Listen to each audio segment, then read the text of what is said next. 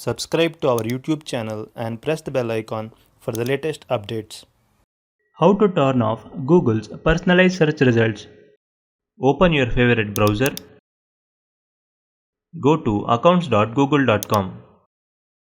In the left sidebar, click on Data Privacy.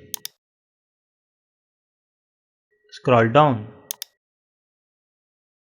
Under Personal Results in Search section, click on On. Toggle the button next to Show Personal Results to turn it off. That's it. Personal results in search is turned off. This is how you can turn off Google's personalized search results. Thank you for watching.